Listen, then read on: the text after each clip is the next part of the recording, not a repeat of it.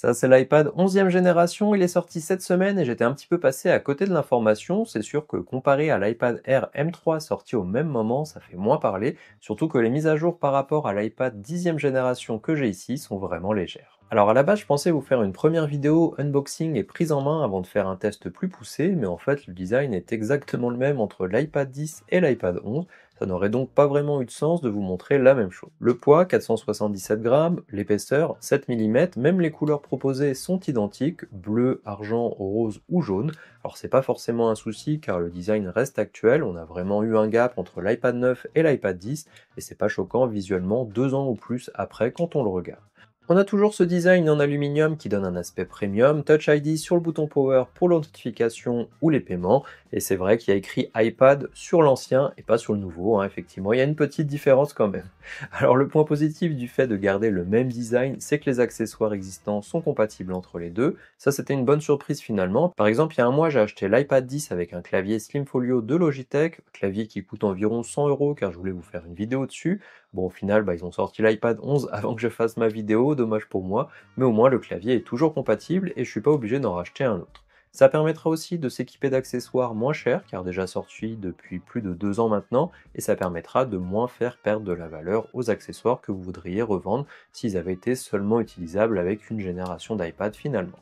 Dites-moi d'ailleurs si ça vous intéresse que je vous fasse une vidéo sur les accessoires que j'utilise avec cette tablette, car finalement c'est ça qui permet de la faire passer d'un appareil qui me permet de regarder des séries dans mon lit à un appareil un petit peu plus utile et plus proche d'un ordinateur portable me permettant par exemple d'écrire le texte de cette vidéo tout en étant en déplacement. Alors un autre point qui reste similaire, c'est l'écran, toujours 10,9 pouces, même si maintenant ils indiquent 11 pouces sur leur site, toujours du LCD, toujours du 60 Hz ici aussi, pas d'amélioration sur ce point malheureusement, pas plus de luminosité, 500 nits, toujours des bordures assez larges tout autour. J'aurais apprécié que le châssis reste le même, mais que l'écran soit un petit peu agrandi et les bordures amincies. Ça aurait été sympa, même quelques millimètres, hein, histoire de dire qu'on a changé quelque chose, mais c'est pas le cas malheureusement.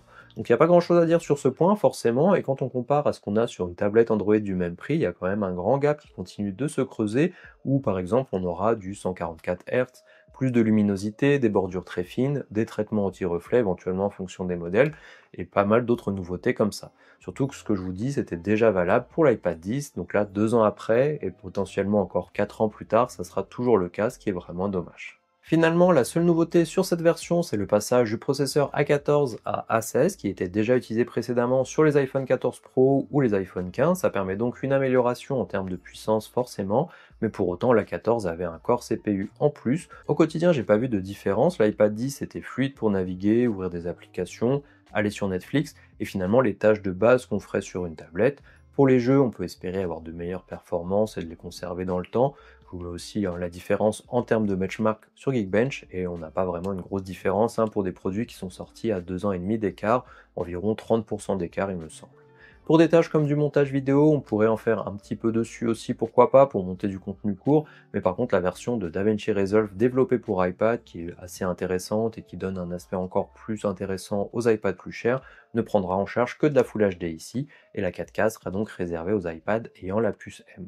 Malheureusement, ça ne nous permet pas non plus d'avoir Apple Intelligence, car il dispose que de 6 Go de RAM contre 4 Go pour l'iPad 10, c'est pas suffisant. Alors je suis pas forcément intéressé par cette partie-là, mais vu que sur le reste de la gamme ils le mettent vraiment en avant, ça aurait été sympa d'avoir au moins une partie des fonctionnalités pour ceux qui ont moins de budget ou qui n'ont pas non plus besoin d'aller acheter un iPad Air pour avoir cette fonction simplement. On n'a pas non plus le Stage Manager qui est réservé aux iPads plus chers là aussi pour se rapprocher d'un aspect ordinateur et d'avoir des fenêtres ou la possibilité de faire une extension d'écran sur un écran externe.